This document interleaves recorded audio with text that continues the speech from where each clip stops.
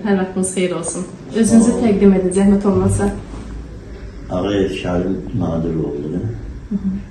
Mən Fövqəladə Hallar Nazirliyində 2008-ci ildən işləyirəm. Belə gələn gündən Çində nəzarət, inzibati xətalar təhlil sektorunun müdürü işləmişəm. 17 il hal-hazırda Baş Dövlət Çinli Müfəttişliyinin mütəxəssisi vəzifəsində çalışıram.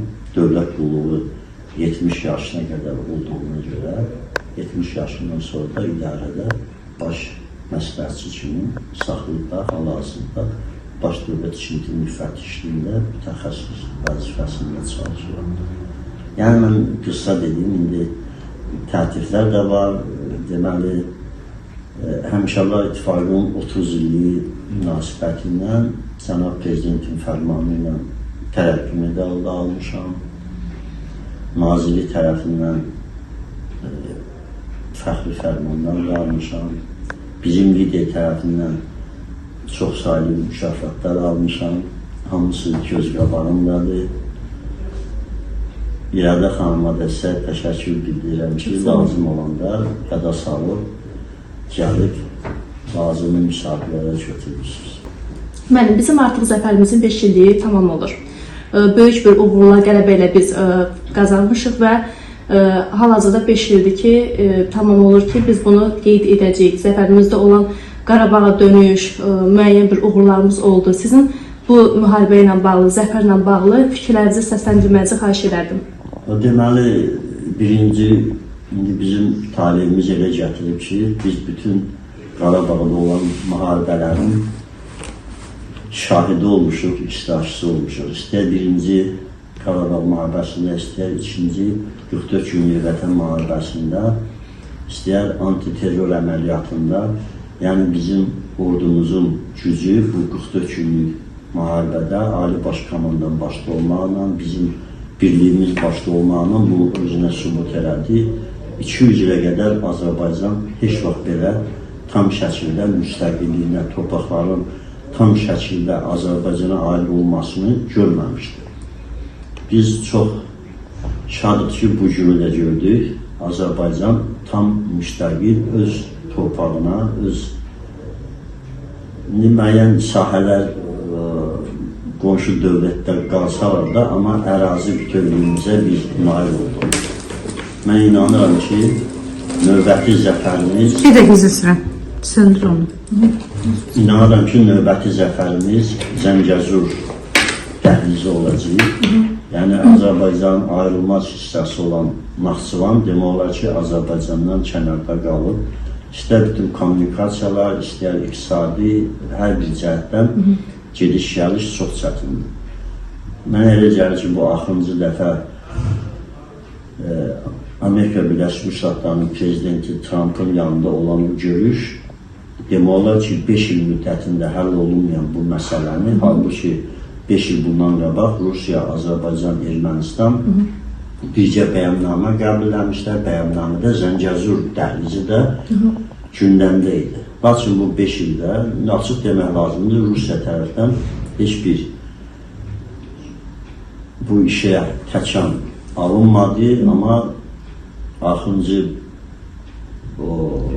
Trump'ın görüşdən sonra demək olar ki, Zəngəzur dəhlizi reallaşdı. Bunun reallaşmağa da Azərbaycanın həm iqtisadi, həm siyasi cəhətdən qüvvətlənməsinə böyük köməkli olacaq. Bütün İpək yolu oradan keçir. Çin xətti ilə daşımalar oradan keçir. Bu da bizim bu 5 ildə gördüyümüz uğurlardır. Hansı ki, indi 8 noyabrda bu həmən zəfər günüdür. Yəni ki, təntənəli şəkildə qeyd edəcəyik. Biz çox şadıq ki, bu təntənəli 5 illik şahidiyik.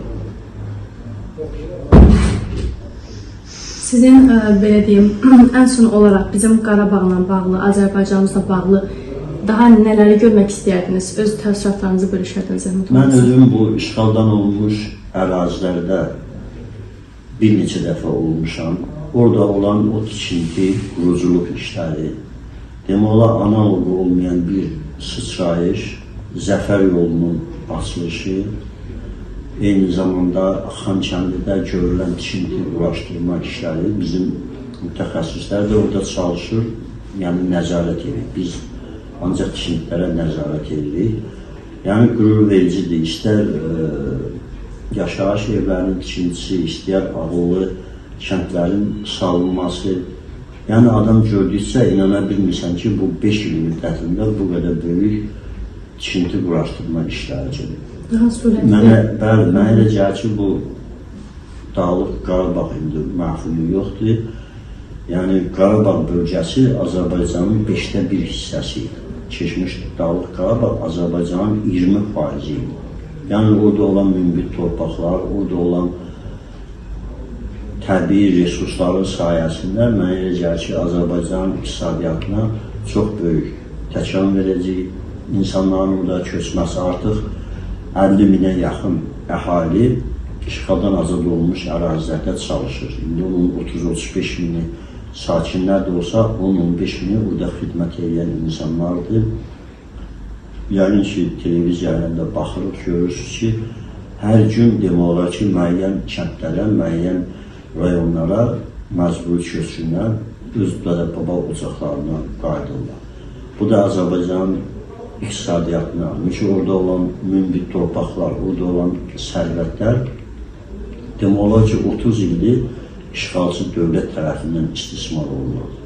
Yəni ki, bunun da Azərbaycanın iqtisadiyyatına böyük köməyi olur ki, orada olan həm quruculuq işləri, həm kənd təsərrüfatı sahəsində, nəqliyyat sahəsində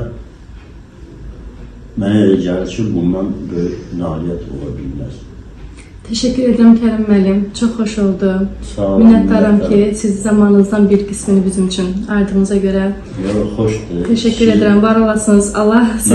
Mən də bu lider qəzeti ilə böyük həmişə bir 20 ildən yuxarıdır əməkdaşlığımız. Mən əvvəl tikinti sahəsində çalışmışam.